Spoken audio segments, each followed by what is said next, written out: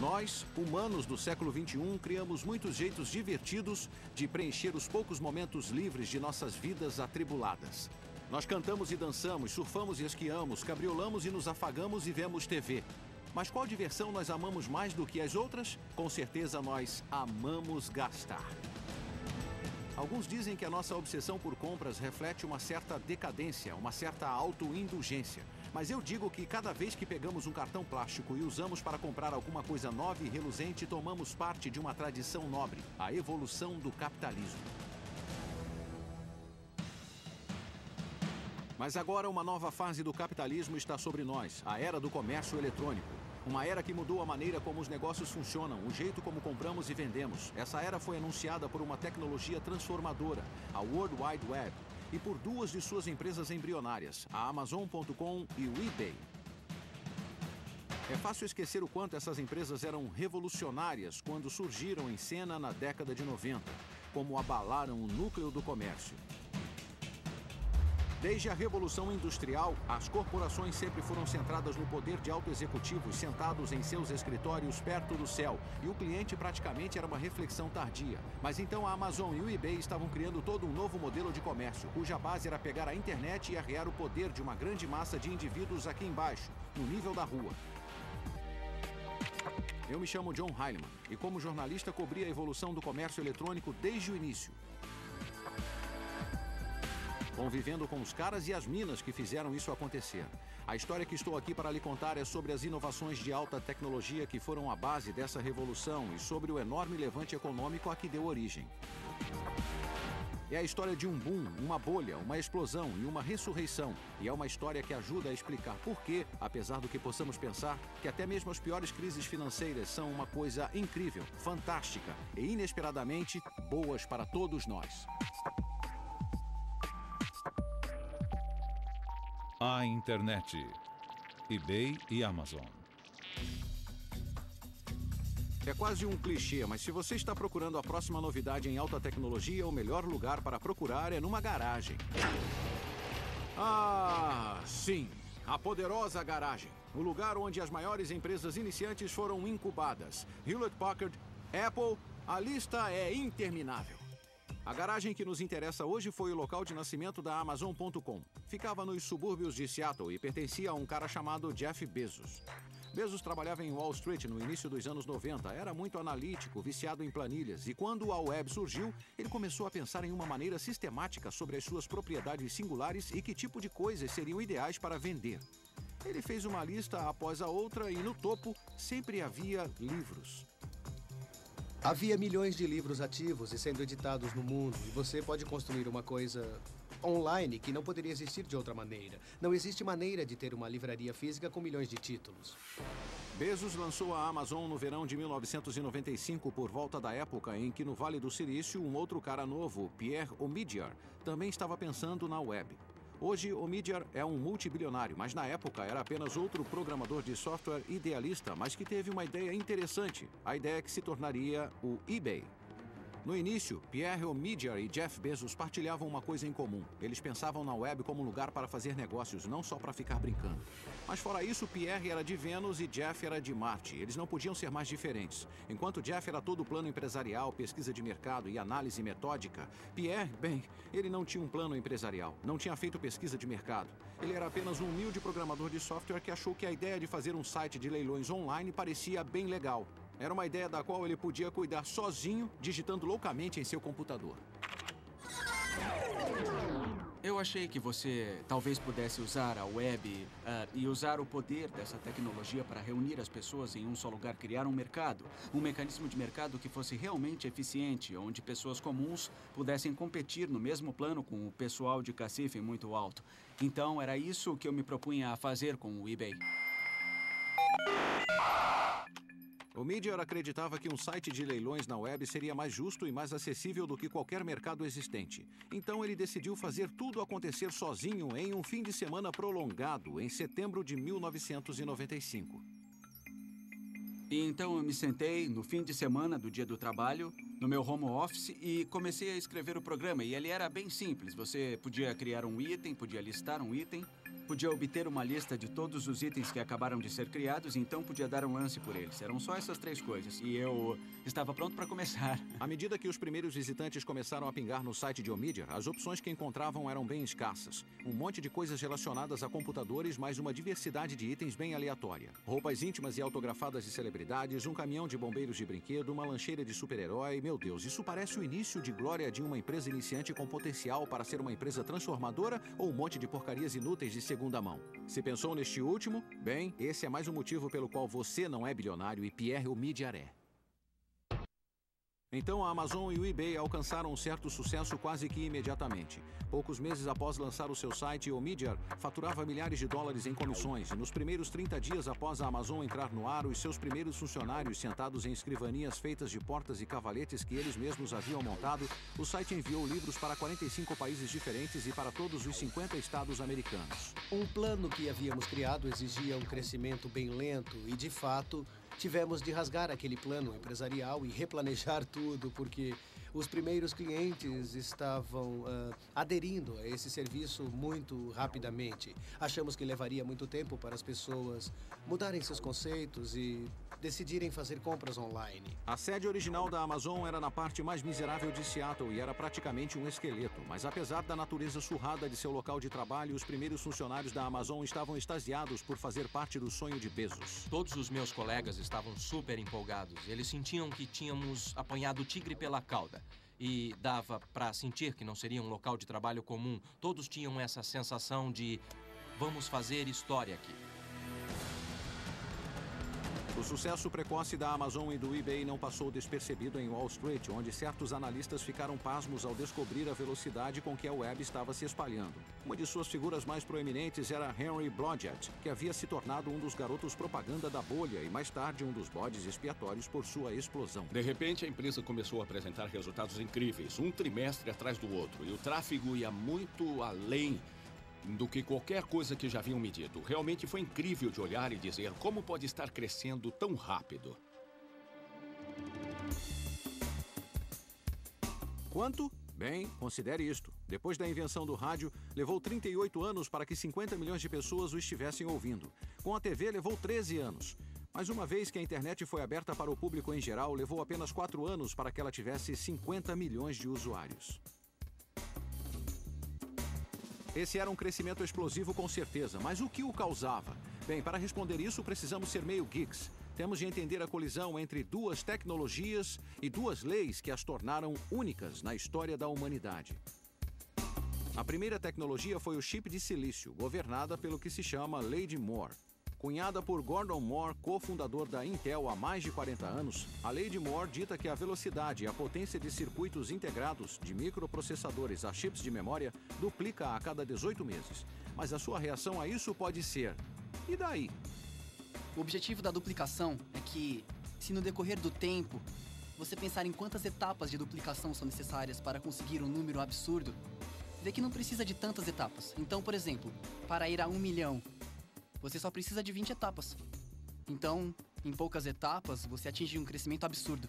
Essa duplicação que desafia a lógica parte da habilidade dos engenheiros de fazer transistores cada vez menores, e é por isso que os computadores passaram de máquinas gigantes que ocupam salas inteiras a superpotentes laptops, no que se pode considerar um piscar de olhos. As inovações que aconteceram para se fazer transistores menores vão desde como você os coloca na superfície do silício até os materiais que usamos para fazer os transistores.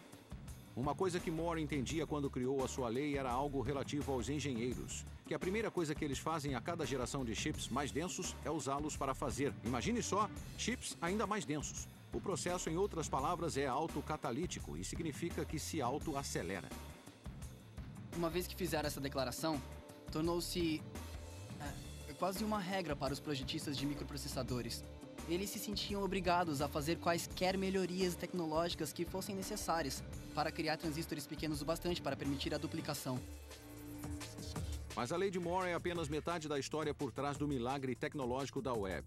A outra metade é uma regra conhecida como Lei de Metcalfe, cunhada por Robert Metcalfe, inventor da Ethernet. A lei de Metcalfe diz que cada novo nó, algo como o seu computador, que é adicionado à rede, não só aumenta o valor da rede uma vez, mas a curva é muito mais íngreme do que isso. É a lei de Moore da conectividade e é assim que ela funciona.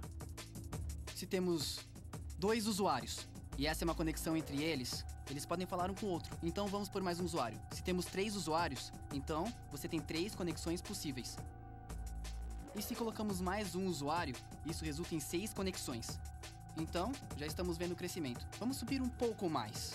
Se você vai a 10 usuários, na verdade, existem 45 conexões possíveis entre pares de usuários. Então, note que o crescimento é bem íngreme, de fato.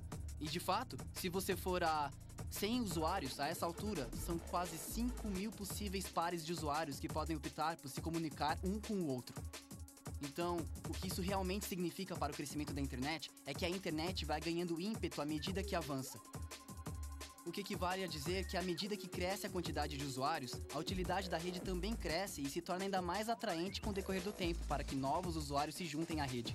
Em meados da década de 90, a lei de Moore e a lei de Metcalfe trabalhavam lado a lado, alimentando uma espiral ascendente. PCs mais rápidos, mais baratos e mais potentes estavam cada vez mais conectados, tornando a rede exponencialmente mais útil e exponencialmente mais popular. E embora o pessoal de Wall Street não tivesse a mínima ideia de como toda essa tecnologia funcionava, podiam ver que essa coisa da internet estava realmente decolando, transformando-se em uma verdadeira mídia de massas, o que significava que eles podiam cair matando. E quando a ignorância se encontrava com um entusiasmo rompante e ganância descontrolada, você sabe o que significa. Significa que uma bolha financeira fantástica está logo ali, além da esquina.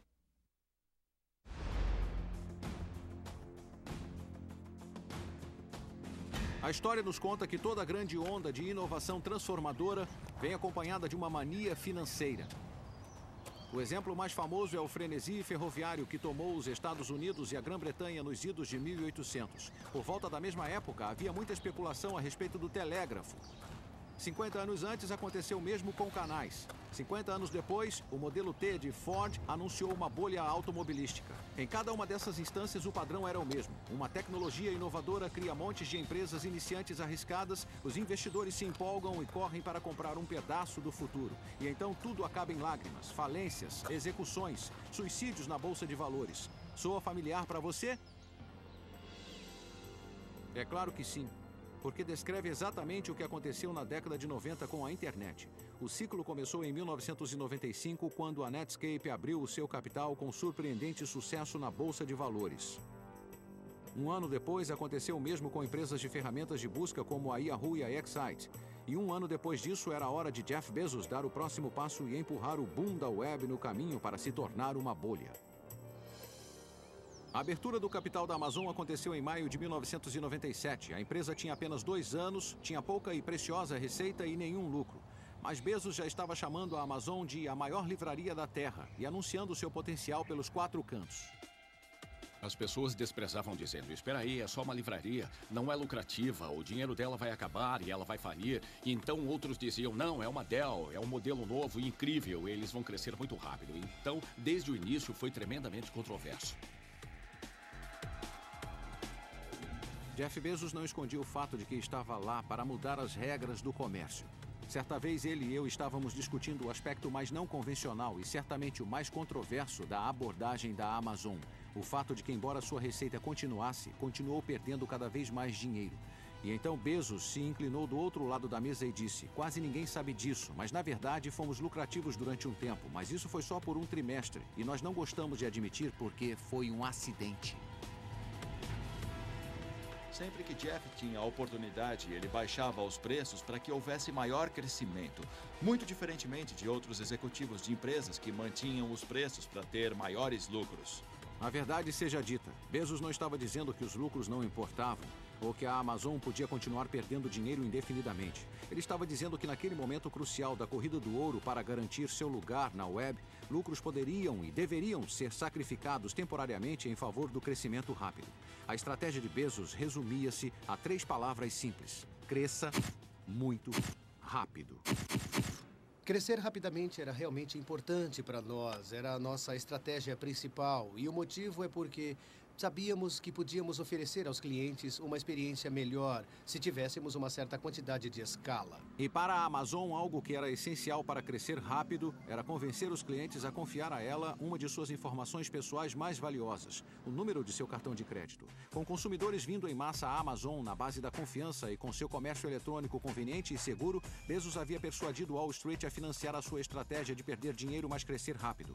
Mas o boom da internet, da qual a Amazon fazia parte, ainda parecia frágil. Ela avançava a passos inseguros. Wall Street não tinha certeza de que a web não era só uma moda e que empresas como a eBay não faziam nada para dispersar essa incerteza, com seus compradores e vendedores negociando colecionáveis obscuros que vinham juntando poeira nas garagens e sótãos por todo o país.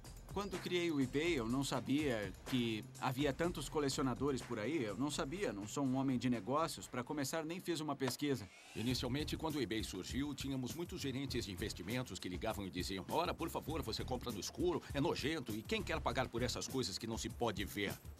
Estávamos contando a história sobre as pessoas basicamente serem boas, fazendo negócio uma com a outra, e foi engraçado contar a história em Nova York. As pessoas perguntavam: mesmo? Na primavera de 1998, Pierre e seus investidores se deram conta de que precisavam de uma figura do primeiro escalão do comércio no leme para fazer Wall Street levar o eBay a sério.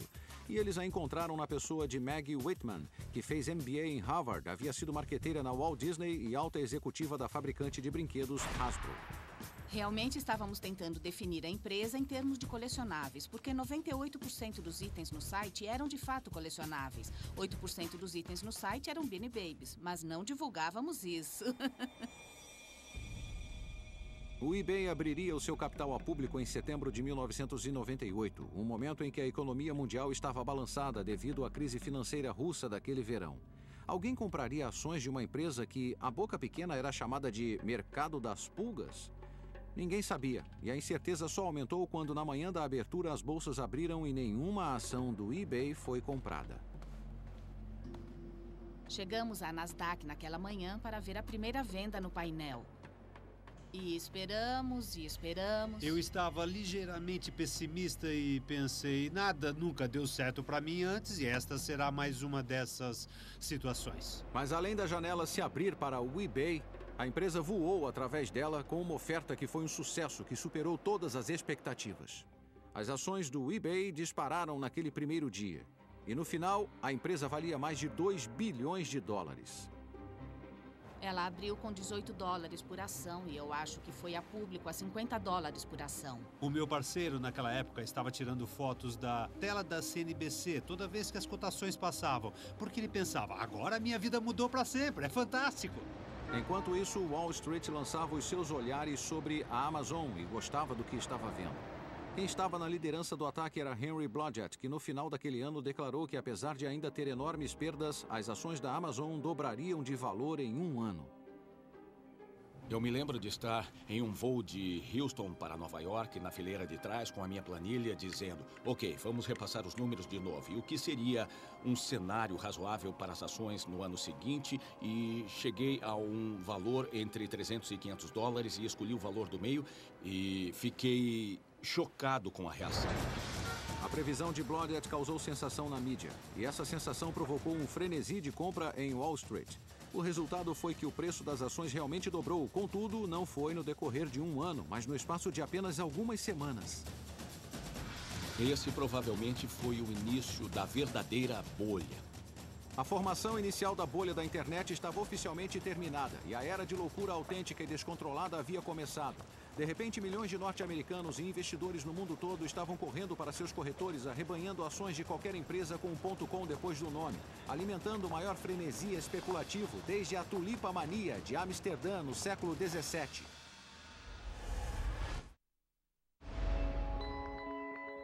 A abertura do capital da Amazon e do eBay fizeram Jeff Bezos e Pierre Omidyar mais ricos do que Creso.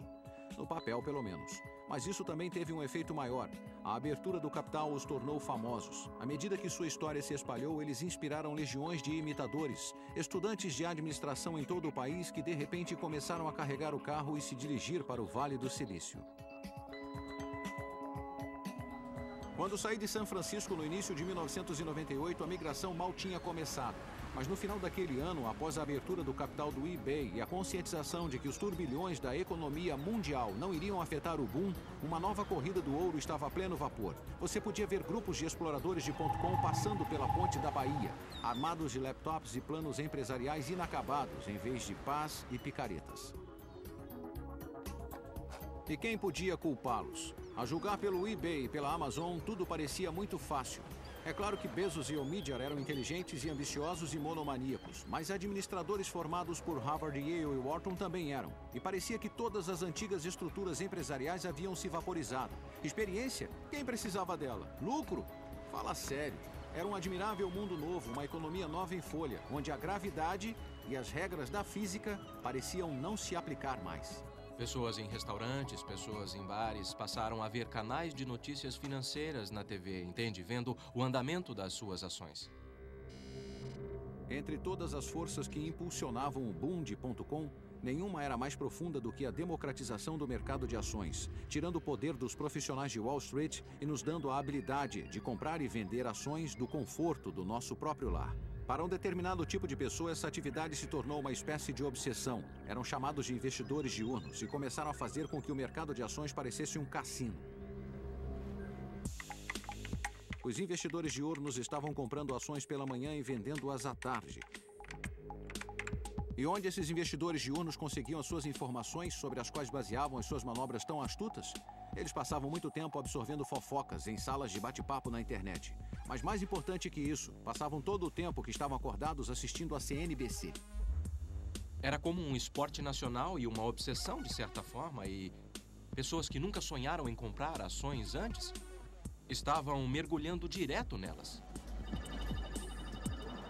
Já que a mídia e os mercados mostravam uma fome insaciável por qualquer empresa associada ao comércio eletrônico, parecia que todo programador de software no país estava doido para satisfazer esse apetite.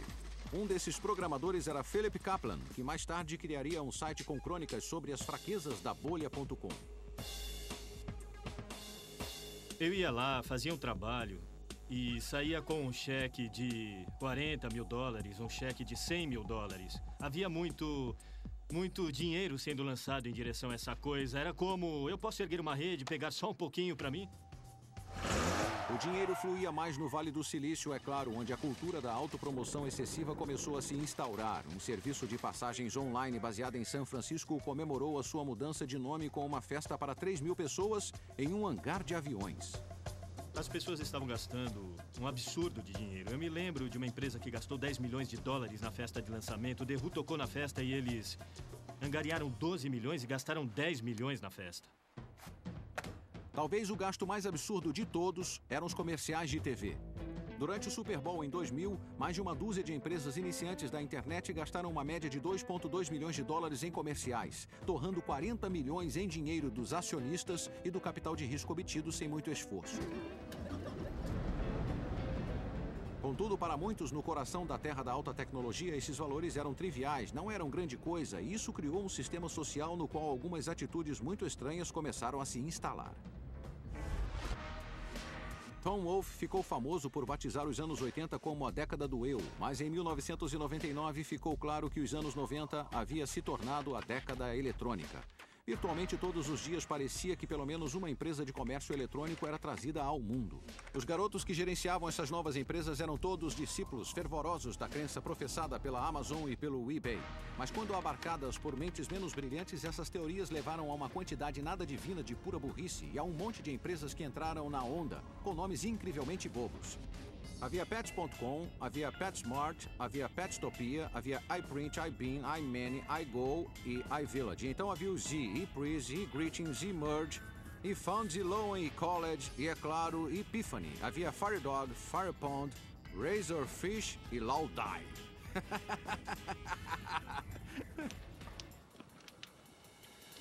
Poucas dessas empresas tinham qualquer motivo plausível para existir, muito menos um entendimento básico de estratégia ou economia.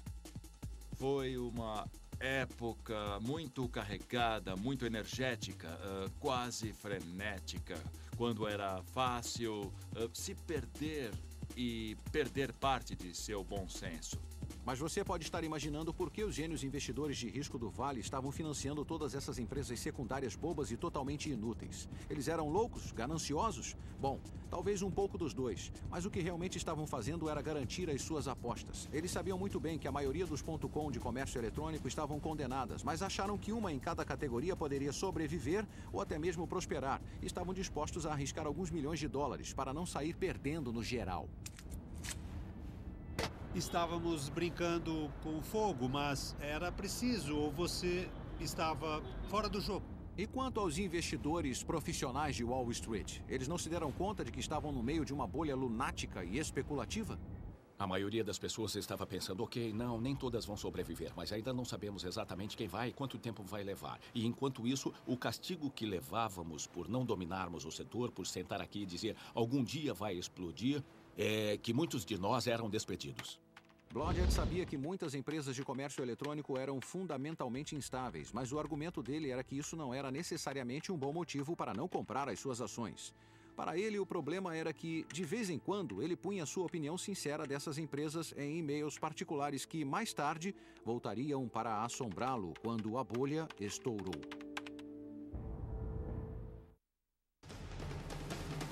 O boom da internet agora tinha se tornado oficialmente uma bolha especulativa, mas ela não era a única mania financeira que estava acontecendo na época. Uma outra bem parecida era nas telecomunicações. Dezenas de empresas estavam correndo para instalar milhares de quilômetros de fibras óticas no chão para atender a crescente demanda por largura de banda, que fazia a internet funcionar. Para entender por que isso é importante, mais uma vez é hora de um papinho técnico. Como a maior parte da tecnologia da internet, as fibras óticas dependem das propriedades extraordinárias de materiais ordinários. O chip de silício começa como areia e o cabo de fibra ótica é feito de vidro ou plástico. A fibra é essencialmente um filamento de vidro tão fino quanto um cabelo humano que conduz feixes de luz. A luz viaja em linha reta, mas a fibra se dobra e se torce por milhares de quilômetros. Então você esperaria que a luz saísse pela tangente na primeira curva. Bem, para evitar que isso aconteça, a fibra é revestida por uma espécie de superfície reflexiva que mantém a luz dentro dela. Mas como exatamente os raios de luz permitem a transmissão de texto e fotos e vídeos e e-mails e tudo mais? Eles fazem uso de uma ideia muito simples mesmo, que volta aos dias em que os barcos que estavam no mar tinham de encontrar um meio de se comunicar. Eles piscavam luzes uns para os outros, usando o código Morse. Uma combinação de flashes longos e flashes curtos era então decodificada em letras do alfabeto. É assim que a fibra usa a luz para conduzir informações. A luz não é um feixe contínuo, é um feixe de pulsos representando os uns e zeros que compõem o código de computador. Mas enquanto um operador de código Morse pode no máximo mandar 1 ou 2 flashes por segundo, os cabos de fibra ótica podem conduzir cerca de 10 bilhões de pulsos de informação digital a cada segundo. Agora você pode perguntar, como a internet lidou com essa enorme explosão de usuários e dados? Por que ela não travou? A resposta está em um pensamento extremamente inteligente, mais simples, com o qual todos estamos familiarizados, mas em um contexto diferente. Acontece que os dados são direcionados pela internet praticamente da mesma maneira que as placas de rua orientam os motoristas pela malha viária. Veja como funciona. Digamos que você parte de Nova York e quer dirigir até Boston. Então, quando você está longe de Boston, o que você vê nas placas das estradas é Boston, fique à direita. Nas estradas grandes, você descobre os destinos principais. Nas estradas menores, você fica sabendo de destinos cada vez menores. Ok, então como tudo isso se encaixa na internet? Acontece que se eu estou em São Francisco ou Nova York e quero ir a Harvard na internet, eu não preciso saber para qual computador em Harvard eu quero ir, porque quando eu estou tão longe, a única coisa que me importa é que eu estou fazendo progressos na direção daquele único gateway que vai para toda a Harvard. Útil? Totalmente, mas o problema era que as empresas que instalavam todas essas fibras se precipitaram. Havia muita construção, muitos gastos, muitas empresas fazendo a mesma coisa que as outras, sem pensar nos custos nem nas consequências. 1999 foi um ano maluco, quase impossível de se imaginar agora. Desde o início do boom em 1995, não mais do que 30 empresas virtuais abriam seu capital a público em qualquer ano. Em 1999, o total de empresas virtuais que foram a público foi 250. Mas o eBay e a Amazon ficaram à frente e acima do resto da multidão de .com. O valor de mercado da eBay na Nasdaq era agora de 21 bilhões de dólares e até era lucrativa.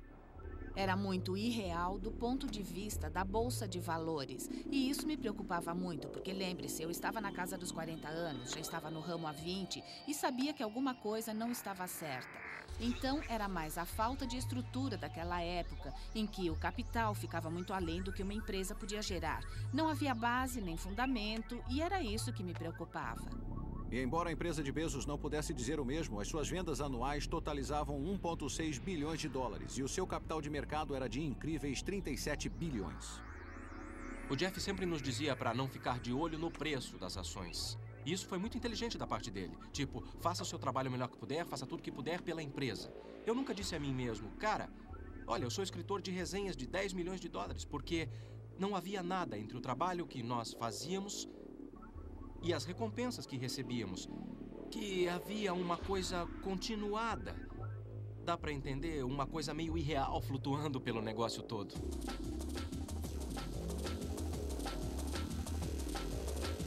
Mas à medida que a virada do milênio se aproximava, Jeff Bezos recebeu uma accolade que no passado tinha sido comparada àquela de Mahatma Gandhi, Martin Luther King e Adolf Hitler. Ele foi nomeado Pessoa do Ano da revista Time como a incorporação do comércio eletrônico. Para Bezos era uma honra e tanto, um sinal de que ele havia sido elevado ao panteão dos ícones comerciais americanos. Mas mentes mais cínicas interpretaram de outra maneira, como um sinal de que o fim era iminente.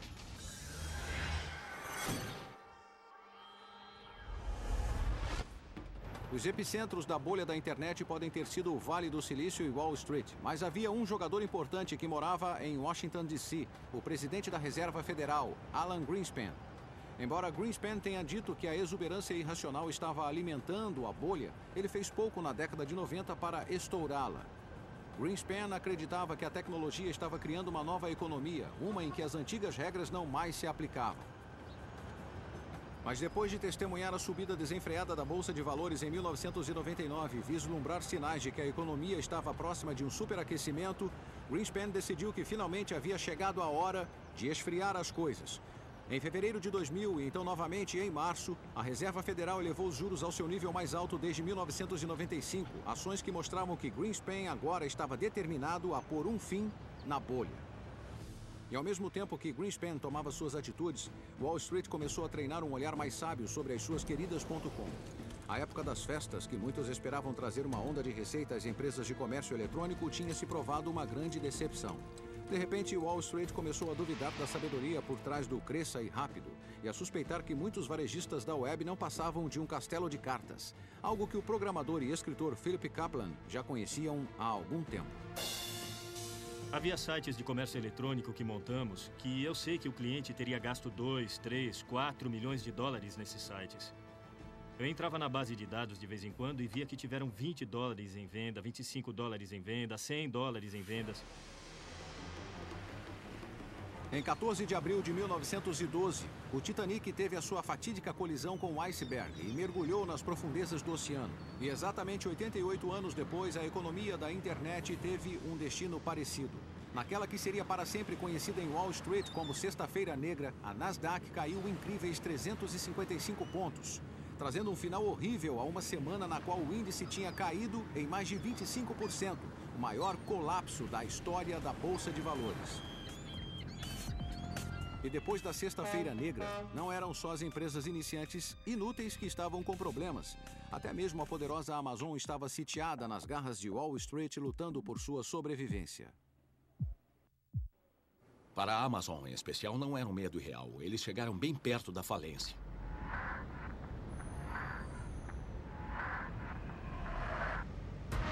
À medida que as ações da Amazon mergulharam também os papéis de James Marcus, funcionário da Amazon. Ele não era mais o escritor de resenhas de livros mais rico do planeta. Eu estava muito feliz por ter todo aquele dinheiro e se houvesse algum jeito de pegá-lo de volta, eu pegaria em 1 segundo. Em dezembro de 1999, Bezos foi nomeado Homem do Ano da revista Time. Mas apenas 6 meses depois, Wall Street estava imaginando se a Amazon caminhava para a falência. Um relatório produzido pela Lehman Brothers fez com que as ações da empresa caíssem 19% em um único dia. Eu estava com Bezos no dia seguinte em uma conferência em Aspen, no Colorado, e o vi defender ardorosamente a sua empresa numa série de entrevistas na TV. Sem dúvida nenhuma, foi o ponto mais baixo de sua carreira, e a questão era se a sua resistência era um sinal de bravura e visionarismo ou se estava em processo de negação. No início de 2001, Bezos demitiu 1.300 funcionários naquela que parecia uma reviravolta trágica para uma empresa que apenas recentemente representava o que havia de melhor no varejo eletrônico. Uma decisão como essa foi muito dolorosa para todos na Amazon.com, muito perturbadora a nível pessoal, mas também é claro que foi a melhor decisão. 18 meses após a Sexta-feira Negra, aconteceu o 11 de setembro, trazendo assim um fim conclusivo para o longo boom que havia flutuado na economia americana e certamente na economia mundial na década de 90. De seu auge acima dos 5.000, a Nasdaq tinha perdido mais de 2/3 de seu valor. Até mesmo as mais veneráveis gigantes da alta tecnologia como a Intel e a Sun Microsystem andavam mancando. E incontáveis garotos prodígio das .com estavam agora morrendo. Webvan, morta. Excited Home, morta. TheGlobe.com, Pets.com, Boo.com, morta, morta, morta. Elizabeth Kubler-Ross disse que, em face da morte, existem 5 estágios: negação, raiva, barganha, depressão e aceitação. Mas quando o assunto é a morte de bolhas na Bolsa de Valores, existe um estágio adicional que vem antes da aceitação: a recriminação. Aqueles que se sentiam lesados acabavam procurando outros para culpar. E, nesse caso, Wall Street. Em nome dos acionistas irados, o então procurador-geral de Nova York e seu atual ex-governador Eliot Spitzer lançaram uma cruzada para reformar a indústria da abertura de capital e punir os seus supostos vilões. O seu alvo mais famoso foi Martha Stewart, mas logo atrás estava nosso velho amigo, Henry Blodgett. As pessoas estavam zangadas, perderam uma fortuna.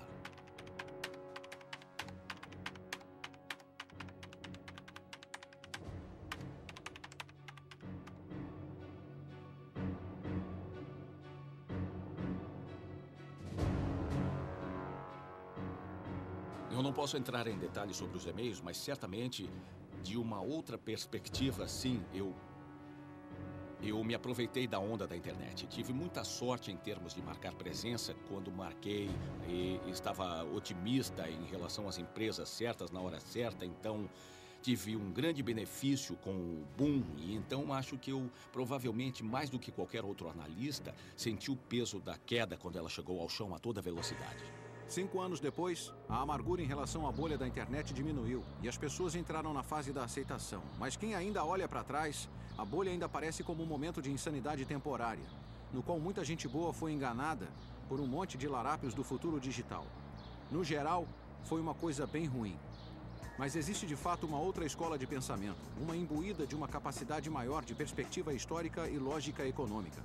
Uma que vê que a bolha teve as suas virtudes e que a dor que ela causou foi o preço que pagamos pelo progresso. A grande queda das .com de 2000 e 2001 foi realmente por qualquer perspectiva. Cerca de 3,5 trilhões de riqueza em papéis que se evaporou no espaço de um ano. Mas não foi um evento singular. Quando a bolha das ferrovias estourou, as ações das ferrovias perderam 85% de seu valor quase da noite para o dia, e o colapso das bolhas dos automóveis, dos canais e dos telégrafos também causaram pânico e recessão. Mas dessas bolhas surgiram a comunicação em massa e as redes de estradas e ferrovias que são cruciais para o nosso dia a dia. E o mesmo provou ser o caso com o comércio eletrônico. 1 zilhão de empresas .com burras podem ter perecido, mas um punhado de empresas não só sobreviveram, como se tornaram gigantes altamente lucrativas. Pode-se dizer de fato que a Amazon e o eBay são a Ford e a GM da economia da web. O que a Amazon e o eBay fizeram foi fundamentalmente diferente e eles o fizeram tão cedo, de maneira agressiva e o fizeram extremamente bem, reconhecendo que a experiência do cliente era essencial e é por isso que elas existem hoje em nossas corporações globais multinacionais. As lições dadas pelo eBay e pela Amazon realmente são de que as empresas de comércio eletrônico mais bem-sucedidas fizeram mais do que apenas usar a web para vender coisas. Elas entenderam que você precisa usá-la para dar poder às pessoas comuns de maneiras fundamentalmente diferentes do antigo sistema de cima para baixo, unilateral, unidimensional de tamanho único, que dominava o comércio na economia pré-web. E essa é a ideia do eBay, dar poder às pessoas comuns, para usar as ferramentas da maneira que elas bem quiserem. Então, dando um passo para trás e deixando as pessoas livres. Embora os detalhes sejam diferentes, a abordagem da Amazon é parecida. É dar poder aos seus clientes, mesmo quando esse poder às vezes chateie os seus fornecedores. Considere, por exemplo, a política da Amazon de deixar leitores colocarem a sua opinião sem censura no site. Certa vez ouvi Bezos falar sobre as reclamações que havia recebido de editoras nesse assunto. E se as pessoas detonassem os livros, eles disserem a Bezos, isso não seria ruim para os negócios? É aí que você se engana, Bezos disse aos editores. Vocês estão no ramo de vender livros. Nós estamos no ramo de satisfazer os nossos clientes. A coisa mais importante para mim é o que as pessoas dirão sobre a Amazon.com em algum momento daqui 50 ou 100 anos no futuro. O que eu amaria ouvir é que criamos um novo padrão para o atendimento ao cliente. Os sobreviventes só sobreviveram porque tinham um grande entendimento e um foco totalmente voltado aos seus clientes.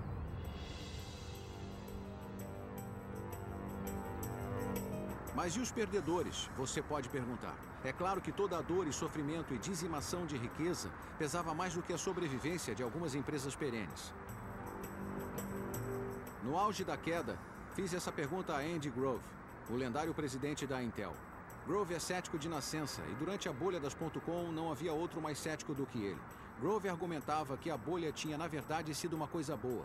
E o que toda essa incrível loucura fez, disse ele, foi atrair somas indizíveis de bilhões de dólares na construção da infraestrutura da internet. Tudo, desde cabos de fibra ótica à base de dados de clientes da Amazon. Embora essa estrutura acabasse sendo construída de qualquer maneira, continuou ele, ela aconteceu no decorrer de 5 anos em vez de 15. Uma grande vantagem para os Estados Unidos e para o mundo. Grove também fez outro argumento, de que as .com tinham prestado um serviço inestimável ao meter medo em empresas de cimento e tijolo, obrigando-as a levar a web a sério, para se tornarem empresas virtuais, quase contra a sua vontade. Então as .com não morreram em vão? Eu perguntei. Não, Grove respondeu. As .com se jogaram no fogo, mas como resultado criaram uma chama mais alta.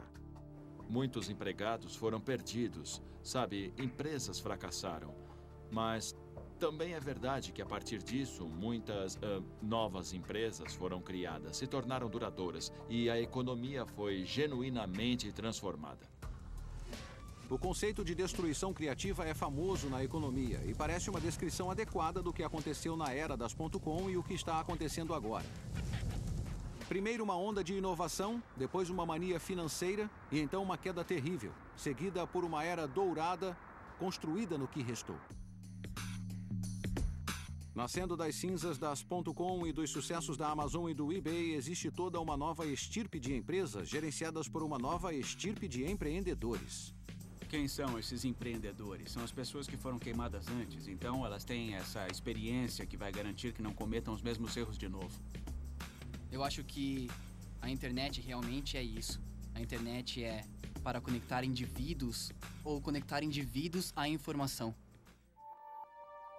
Fora do Vale do Silício, é verdade, você não encontrará tanto consenso de que estamos entrando na era do ouro digital.